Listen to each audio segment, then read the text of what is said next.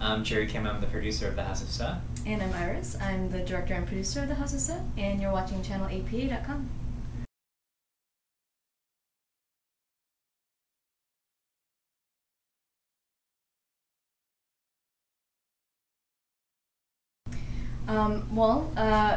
The title, our film is called The House of Suh.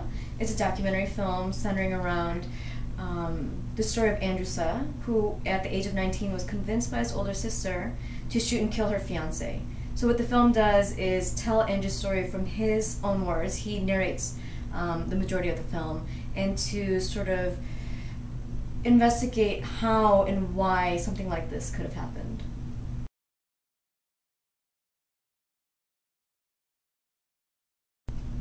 It started with a friendship that I had developed with Andrew before the documentary even started. I was friends with Andrew for about 5 years before we decided to embark on this project together. And I'm from Chicago, and the murder took place in Chicago. It's very much a Chicago Asian American story.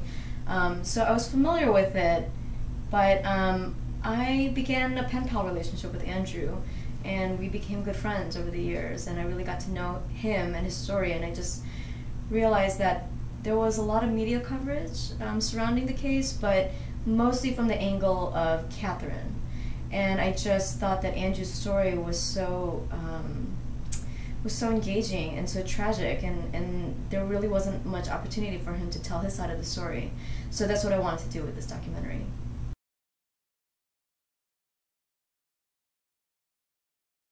One of the things that immediately engaged me in Iris' project was the fact that she was trying to take this sensationalized story and reduce it to sort of its fundamental parts, meaning that instead of just focusing on the crime, she wanted to look at the family backstory. And I thought the themes that she was approaching, trying to investigate, that's ultimately what brought me on board, because there was a lot of coverage about the case back in the 90s, not only in the local media but the national media as well. There was coverage on America's Most Wanted.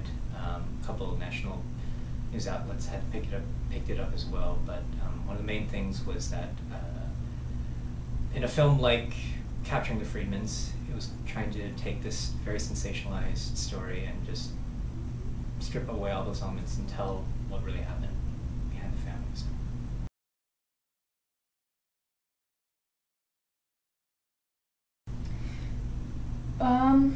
When I first started the film, I knew that I wanted to tell Andrew's side of the story and sort of have the film be his experience. And so just going through that sort of narrative framework, I tried to find the people that could tell those sides of the story.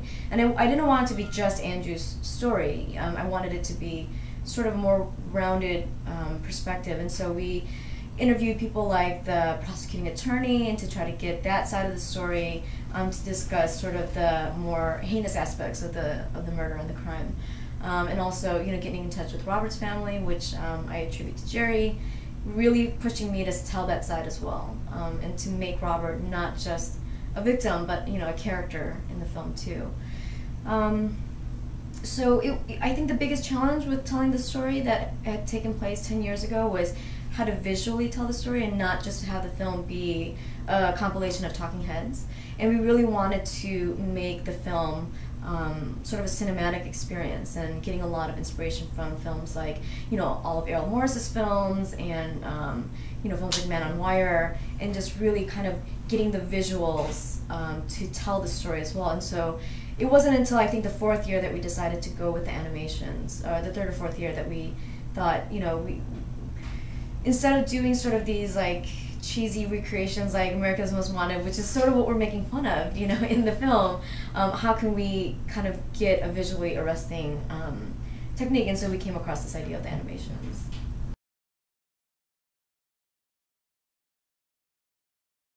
The most interesting thing I've had to experience was, I started out as friends with Andrew, and then I became the documentarian.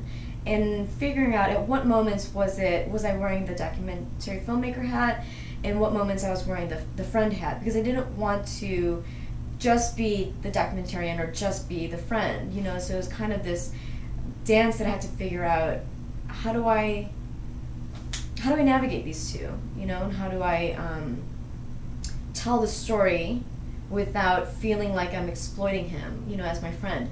And so a lot of it was just trying to bounce off ideas off of my producers, Gerry and Joe, to make sure that I was doing the film and the story justice and not telling it as if I was Iris the friend, but really just trying to see it in a more holistic way. So there was a very specific moment when I remember sitting down and thinking, God, this is the first time that I really had to think about and acknowledge the fact that my friend had killed somebody. You know, before I had the luxury of not having to think about that because I was really just his friend and I could sort of, you know, put certain things aside and not think about certain things. And so that was a definite struggle that I had to go through in the process.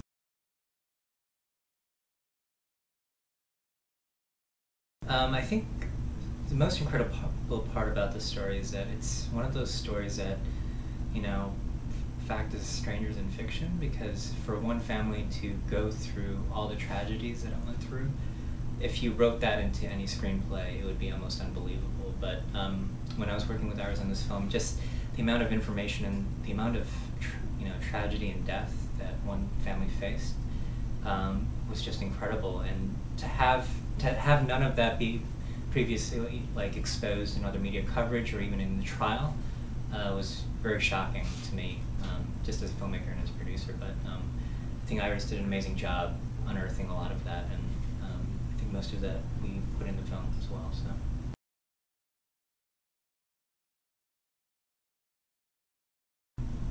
No, Catherine has not replied to any sort of attempts at communication that we've, you know, I've written her several letters trying to use different, you know, techniques and tactics to try to get her to even, not even just to interview, but just to talk. I mean, I guess I just had this morbid curiosity of meeting this woman, you know, and that sort of like orchestrated this whole downfall of their family. But she's never responded, so she sort of remains this sort of ghost figure. Andrew is in a maximum security penitentiary, so he doesn't have access to a lot of these sort of luxuries. And so because we're being broadcast on MSNBC, he's able to see that cut, but it's different from what we're showing in the festivals. The festival's version is 90 minutes, and the MSNBC version will be 44 minutes in total. So he'll see part of it, which is, you know, better than nothing. But unless we're able to somehow get in good with the warden and try to arrange some sort of screening, I don't think he's going to see the full version until he gets out when he's, you know, 59. Yeah, just to reiterate, in maximum security prison, they literally are disconnected. The only connection that they really have media-wise is through television, and even internet. They don't have internet access inside prisons. So, you know, Andrew and most other prisoners have, you know, probably have very, very, very rare exposure to even the internet or internet access. So, oh, they don't have it at all. They don't have it at all. And the only way we could, you know, show the film to Andrew would be through the broadcast. Unfortunately, we have one, so.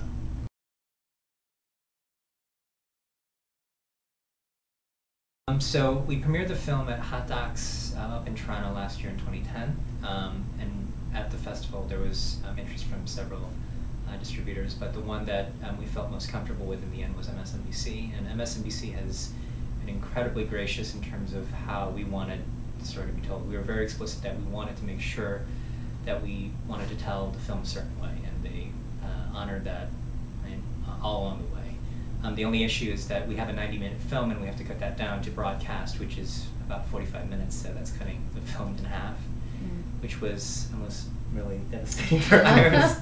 But in the end, I think we've come up with a version where all parties are happy with. And at this point, I feel like I think we would be scheduled for an early to mid-summer release on MSNBC. So.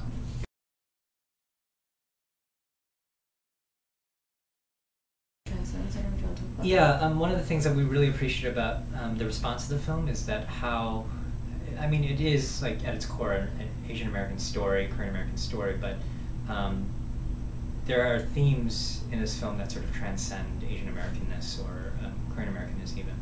And we've played at, you know, we opened at Hot Docs, which is a niche festival. It's a documentary, the largest documentary festival in North America. And then we also played at Hamptons Film Festival, where it was received well as well. We've had sold-out screenings there as well, and at every point, we've had people come up to us saying how much film sort of resonated with them, and these weren't Asian American viewers. There was one college student in Toronto who's a Spanish immigrant, I think from Ecuador, and he said how deeply moved he was by the film, and it was because we had talked about these assimilation issues, these cultural conflicts that he had experienced with his own family that he connected to immediately. And that's something that Iris and I were extremely sort of happy and gratified with in seeing sort of that type of response.